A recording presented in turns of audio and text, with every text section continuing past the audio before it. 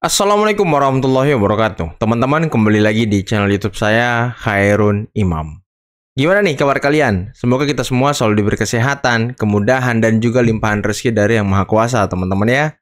Nah, di video kali ini kita akan melihat bagaimana kebohongan demi kebohongan, fitnah demi fitnah yang kemarin dilontarkan oleh PDIP melalui Hasto, Deddy Sitorus, dan anggota-anggota lainnya, itu semakin terkuak faktanya, teman-teman. Sekarang giliran Pak Mahfud MD yang membongkar bagaimana fitnah dari Hasto Kristianto kepada Presiden ke-7 Republik Indonesia, Bapak Joko Widodo.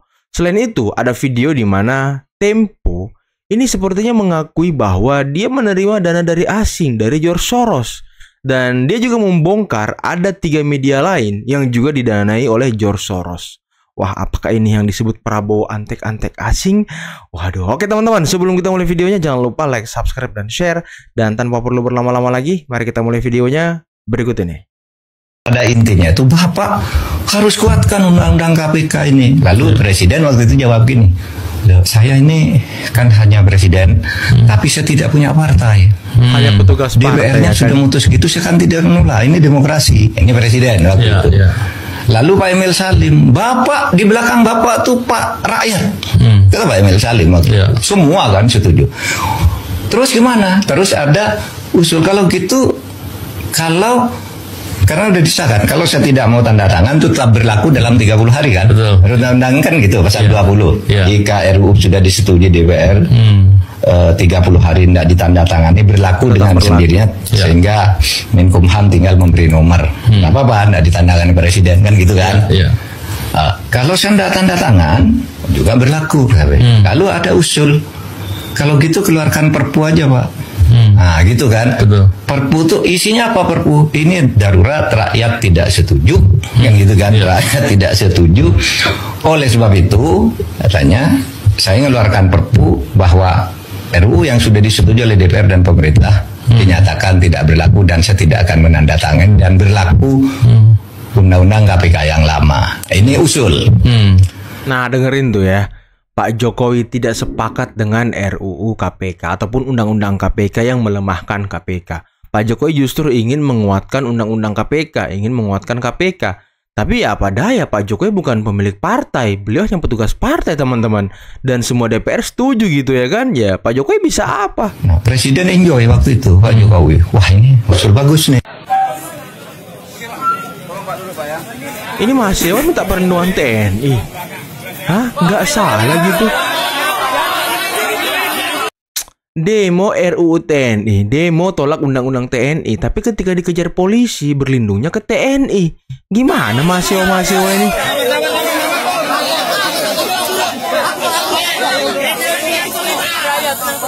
Mewek juga rupanya mereka ya. Saya pikir jago mahasiswa-mahasiswa ini teman-teman. Nggak usah ribut dulu, di sini dulu, jelas ya? Nggak usah ribut dulu, nggak usah teriak-teriak. Ini kantor saya. Kalau kalian teriak-teriak, kalian masalah. Oke kan? Diam sini, stop. Makasih Pak. Makasih Pak. Masih percaya Tempo media terpercaya? Media yang katanya punya mata dan telinga di ruang-ruang rahasia kekuasaan. Media yang, lewat program bocor alus, bisa tahu isi rapat presiden, desahan politikus, hingga bisik-bisik di ruang yang bahkan CCTV pun malu merekamnya. Katanya, mereka selalu tahu yang tidak diketahui orang banyak. Katanya, mereka punya sumber super rahasia. Katanya, mereka bisa membocorkan hal-hal yang semua, hanya ya Tuhan kan? dan segelintir pejabat tahu. Tapi, begitu kantor mereka sendiri dikirimi kepala babi, benda fisik, ada wujudnya, ada buktinya, ada CCTV di sekitar, Tempo tiba-tiba berubah menjadi rakyat biasa. Kami tidak tahu menahu, kami serahkan ke pihak berwajib. Loh, kok bisa? Membongkar agenda politik di istana bisa. Menguping percakapan menteri bisa. Menebak manuver partai politik jago. Tapi nyari tahu siapa ngirim kepala babi ke halaman kantor sendiri? Iya, Kalau harusnya total. investigasi ya kan? Kalau investigasi nyata saja mandat, apakah mungkin bocor alus cuma cerita warung kopi yang dibumbui musik menegangkan dan gaya pembawa acara yang sok bisik-bisik? Mungkin bocor alus memang selalu bocor, bukan bocor informasi, tapi bocor logika. Bocor Dan logika mungkin, ya kan. satu-satunya yang benar-benar halus adalah cara mereka membungkus hayalan menjadi berita. Masih percaya Tempo media terpercaya? Atau sudah saatnya kita menyebutnya media tukang tebak bersertifikat? Tukang Kalau tebak saya melihat, bersertifikat. ya mendengar penjelasannya Bang Hasan ini, saya juga baru nggak, oh ternyata gitu kasusnya, bukan seperti yang kita baca di medsos gitu kan, yang kita baca di sebagian media gitu. Dan apa ya, kalau itu apa yang disampaikan kan sebetulnya mengembalikan pada konteks dari ucapan itu di mana gitu. Dan saya kira itu satu cara yang baik gitu ya. Sebagian dari yang berada di sini karena pemberitaan yang mereka, informasi yang mereka dapat di luar konteksnya, itu ya dapat ujung dimasaknya aja. Bukan bahwa sebetulnya Bang Hasan ini setuju dengan pendapatnya Cica itu kan. Ya udah, sebaiknya dikecilin aja tuh si peneror, peneror. ini. Jangan kasih panggung. Jadi dibikin lelucon lah, dianggap ya udah kalau dikirim yang udah mateng aja dulu, atau yang kalau Cica kan ngomongnya kenapa kupingnya dipotong, itu kan yang paling enak tuh justru kupingnya gitu loh ya. Nah itu ya, tapi karena posisinya Bang Hasan ini sekarang di istana lagi gitu ya, yang bagi sebagian orang, loh ini yang berkepentingan lolosnya undang-undang ini kan, yang dikritik ini juga dari istana lah gitu kira-kira. Kok ngomongnya mengecilkan teror ini, jadi seolah-olah ya masuklah tuh barang gitu kan. Wah ini kok kalau gitu emang istana di belakang teror ini kan, kira-kira gitu ujungnya. Logikanya gitu. bisa begitu. Dan ini kurva normal nih Mas. Iya, di kurva normal gitu. Dan kurva normal ini terpicu karena tadi dia penggalan yang diambil memang mengesankan itu. Yang seperti bilang Bang Hasan tadi kan, kalau di berita pertamanya dari wartawan yang mendengar sendiri pembicaranya kan termasuk Tempo, Biasa aja. ya biasa aja, karena itu satu hal yang normal bahwa ini tidak mendukung teror dan setuju dengan pendapatnya Cica, yang ini tuh dikecilin aja si terornya kan. Nah iya, jangan dikasih panggung penerornya. Kalau dikasih panggung mah makin besar kepala dia nanti, nggak boleh. Saya percaya betul Tempo itu dibiayai oleh asing.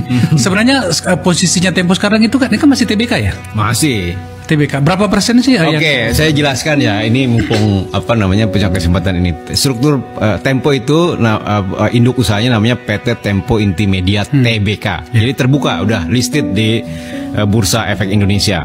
Apa artinya terbuka? Bang Akbar, siapapun di Indonesia ini bisa mengecek ke laporan perusahaan. Karena itu kalau ada dana asing itu juga bisa ngecek. Itu Kalau kenapa asing, ya. penulis AS Laksana, siapa namanya, orang bisa mengecek Tempo dapat uang dari mana.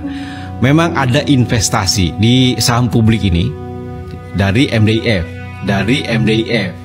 Media Development Investment Foundation, Fund. Dari mana itu? Itu organisasinya George Soros. Oh, oke. Tetapi dia investasi, namanya juga investasi di saham publik ini. Berapa saham publik Tempo? 25%. Itu bersama nyampur dengan Bang Akbar, nyampur. Oh, cuma 25%. Itu paling besar loh 25%. Yang 75 masih private. 75 terpecah-pecah. Itu ada Yayasan Karyawan 21 Juni. Jadi ketika di Bredel 21 Juni 94 itu para karyawan bikin yayasan. Ada yayasan karyawan itu 9%. Yayasan 21 Juni itu 23 apa berapa gitu. Jadi yang paling besar adalah karyawan. Jadi kalau 21 tambah 9 berarti berapa? 30%. Lebih besar dari yang di bursa. Nah, jadi kami ini itu pemilik sahamnya. Tapi dari sisanya itu ada perusahaan-perusahaan, ada Gravity Pers, ada perusahaan-perusahaan pembangunan Jaya, saya lupa. Tapi itu perusahaan dan itu minoritas jumlahnya 10-15%. Artinya apa? Di Tempo tidak ada pemegang saham mayoritas. Apa artinya? Tidak ada yang bisa mengendalikan. Nah, intinya apa? Artinya apa? Dari yang kalaupun kami terima pendanaan MDIF, which is itu kami bukan yang pertama, itu ada Kata Data, ada Suara.com, ada Hukum Online, itu udah duluan mereka dapatkan MDIF. Itu ada Kata Data, ada Suara.com, Ada hukum online. Itu udah duluan mereka dapatkan MDIF. Memang MDIF ini mau membantu media agar hidup gitu. Berapa besar mereka punya di situ? Katakanlah dalam nilai ya 4%. 4%. Dan itu kami harus bayar lagi ke mereka ya kan. Dan itu namanya investasi, Pak. Ya biasa di pasar modal kan seperti itu ya. Investasi itu orang datang, oke, kalian butuh apa? Oh, kami kan punya program digitalisasi macamnya. Oke, saya punya investasi ya. Nih, 4% tadi itu. Apa artinya? Investasi, namanya juga orang investasi. Ketika udah 3-4 tahun, dia akan nagih tuh duitnya. Ini investasi saya udah bertumbuh atau tidak. Jadi duitnya nanti dikembalikan kepada mereka. Tapi dengan kalian untung. Ya, maksud saya gini, pada bagian kali itu sih oke ya. Tapi pada kasus yang sedang dibicarakan banyak orang, teman-teman di Tempo bisa memastikannya bahwa agenda-agenda internasional itu tidak. Bagaimana caranya? Nah, itu makanya saya tanya. Iya. Oke, dia punya investasi. Berhubungan dengan siapa sih? Hubungannya dengan manajemen, dengan bisnis. Bukan kan? dengan redaksi ya? Bukan dengan redaksi, jauh banget. Itu mereka harus datang ke saya untuk mempengaruhi. Dan bagaimana caranya? Tidak ada mekanismenya. Mekanisme untuk mempengaruhi saya. Bahkan kalaupun saya terpengaruh sebagai wakil pemimpin redaksi, saya akan datang ke rapat. Apa nggak dipanggang nih sama anak-anak ini? Cuma 200 wartawan.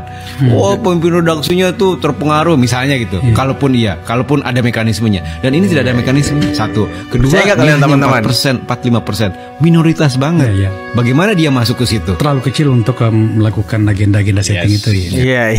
Iya. Tadi sudah diakui ya kalau sudah menerima dana dari MDIF dan yang dimiliki oleh George Soros dan beberapa media lainnya, teman-teman ya. Apakah ya udahlah, kita nggak usah bahas tempe, teman-teman ya. Agak-agak gimana gitu ya kan. Saya tertarik ngebahas apa yang disampaikan Pak Mahfud tadi gitu ya kan. Kalau Pak Jokowi itu ya tidak ada powernya, teman-teman. Beliau hanya presiden, petugas partai, bukan pemilik partai. Jadi dia tidak bisa mengkonsolidasikan DPR, nggak bisa menyetir-nyetir DPR. Jadi ya Pak Jokowi sendirian gitu. Sampai Pak Emil Salim ngomong ya rakyat ada di belakang Pak Jokowi ya kan, tentang undang-undang KPK ini. Ya Pak Jokowi juga sebenarnya sudah klarifikasi sih, tapi ya lebih jelasnya kan kalau Pak Jokowi sendiri yang ngomong mungkin banyak yang nggak percaya. Nah nih Pak Mahfud yang ngomong nih, Pak Mahfud yang ngomong langsung kalau Pak Jokowi ingin memperkuat undang-undang KPK bukan memperlemah.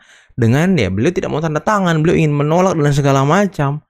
Ya udahlah, jangan fitnah-fitnah belaka itu, fitnah-fitnah yang menjatuhkan dan segala macam. Kalau udah terseret hukum udah jalani aja, nggak usah fitnah orang lain gitu ya kan. Jalani aja. Bertarung di pengadilan dengan proses hukumnya, nggak usah fitnah-fitnah orang. Sampai kemarin pembacaan pembacaan apa namanya yang sidang pertama itu, sidang kedua itu ya, nama Pak Jokowi disebut-sebut lagi katanya, yang mengirim orang lah, ingin membatalkan pemecatan Jokowi lah, ingin mengeluarkan hasil dari sekjen lah dan segala macam. Ini kan tuduhan-tuduhan omon-omon yang tidak ada buktinya. Terus diucapkan di pengadilan yang sangat butuh bukti dan juga ya faktanya mana gitu ya kan. Kalau hanya omon-omon mana hakim mau percaya gitu. Oke teman-teman, mungkin cukup sekian dulu video kali ini. Jangan lupa like, subscribe, dan share videonya.